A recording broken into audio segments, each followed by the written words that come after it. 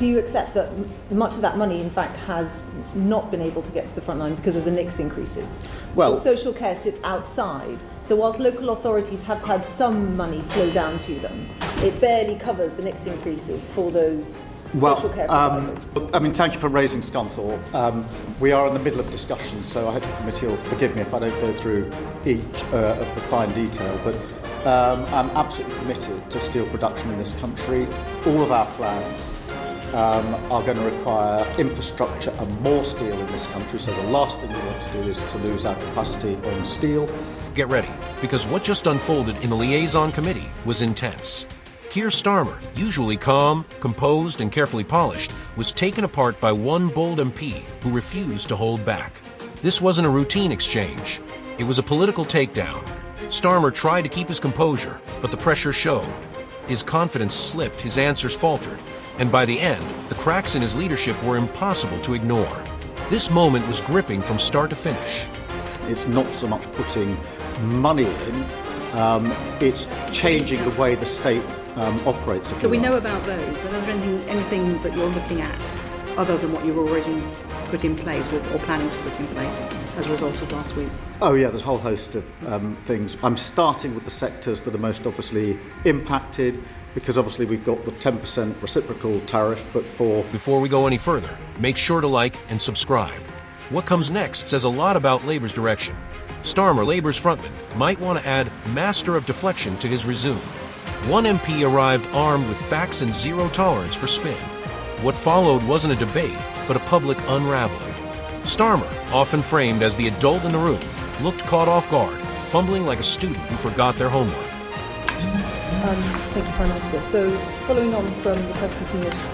Owen in particular, thinking about those with disabilities, we had a round table, the Health and Social Care Committee, in this very room, and almost where I'm sat was a woman who described her experience of NHS and care, and the way she paraphrased it was, "The NHS keeps me alive." Starmer presents himself as the steady alternative to conservative chaos, the so-called grown-up in the room.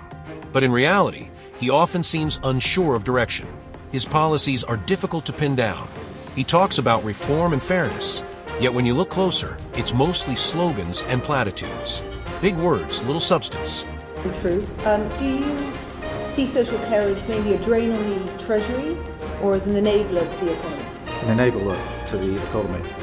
And my sister's a care worker, by the way, so I know this firsthand. I mean, it's about ensuring that people can live to their full potential. One MP stood out for their honesty, openly questioning Starmer's lack of a clear economic vision. Where is the leadership? Where is the long-term plan?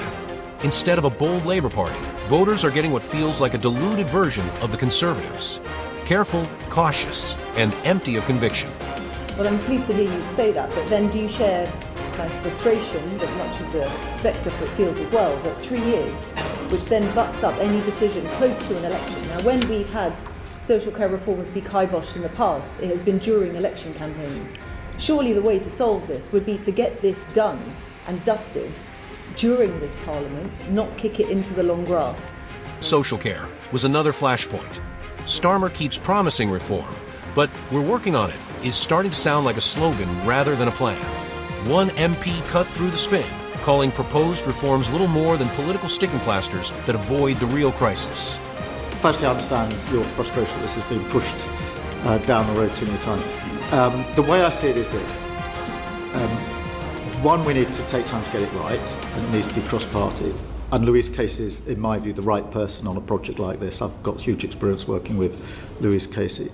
But that shouldn't stop us doing things straight away, to answer your question, which is why we made available £3.7 billion of additional funding for social care authorities in 25-26. Under Starmer's leadership, there's a clear lack of direction. Policies sound polished in theory, but fall apart in practice. His economic vision is heavy on rhetoric and light on detail, creating the impression of competence without delivery. I know this firsthand. I mean, it's about ensuring that people can live to their full potential. Housing came under fire next. With rents and prices soaring, Starmer offered few concrete solutions. The MP argued Labour's reluctance to take firm positions is pushing voters away, favouring safety over real change. A fair pay agreement for for adult social care, hugely important. All the analysis shows that we haven't got a sufficient workforce. It's a fragmented workforce, and that most people leaving social care are leaving social care to go to the NHS because they can get onto an integrated framework. Starmer repeatedly deflected tough questions, shifting blame and asking for more time. The MP called it out directly. People are tired of excuses and delays. The strategy of kicking problems down the road is wearing thin. So, Prime Minister, how do you see the role of social care in our community and our own economy? Hugely. In its own right and working alongside the NHS. And I think, like most people, I've long thought we ought to reform it, which is why we've asked Louise Casey to carry out that reform. And despite promises to overhaul Labour, Starmer's reforms have become little more than empty words. His speeches sound inspiring, but when action is required, nothing follows. Flashy slogans that collapse under scrutiny. Isn't a game.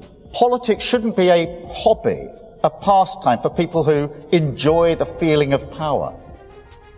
And nor should it be a sermon from on high, a self-regarding lecture, vanity dressed up as virtue. On NHS reform, the promises were bold but vague.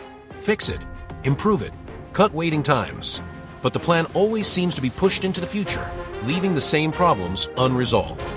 When I say this, no more money without reform. I'm not prepared to see even more of your money spent on agency staff who cost £5,000 a shift, on appointment letters which arrive after the appointment, or on paying for people to be stuck in hospital just because they can't get the care they need. An education reform followed the same pattern. Big promises, little delivery. Schools face cuts and closures while the response remains, we're working on it. The system struggles and leadership feels absent. They have also said this, that it needs significant additional investment will be needed for schools, that they need the more resource. So will you commit to more investment for schools and education ahead of the next general election to fulfil your mission beyond what you've already set out? Thank you. But the approach I've taken in this mission and all our missions is to set out the change that we need to make and why we need to make it. Starmer's reforms begin to feel like political theater. Announced with flair, forgotten weeks later. The audience is left frustrated as reality exposes the gap between promise and delivery. I mean, it's £3.7 billion of additional funding. That's a huge uplift. It's 6.8% in cash terms, which is the amount that's going to the independent social care providers is about 800 million to 880 million. to local authorities, which is about the bill for the Nixon. Well, look, I mean, it's a huge cash terms increase that's which isn't actually gone going through. to deliver anything new. It's Well, just going to pay you. The core issue is that reform is always just around the corner, yet never arrives. An MP argued Starmer is out of touch with what people need, offering comforting words instead of real answers. Absolutely. Because we are currently looking at this as a committee, but are surprised to find that the government has barely looked at it from that lens. So perhaps an undertaking from you to look at it through that lens would help the Treasury to see what you and I clearly both see, which is that social care is worth investing in. Yeah, I've always approached this on the basis that the health service and social care are important for physical, mental health and the support people need throughout their lives. But they're also hugely important to the economy. This wasn't just a tough exchange. It was a full dissection of Keir Starmer's leadership. The MP exposed the emptiness behind the image. Starmer talks a big game, but when it's time to deliver, there's nothing to show for it.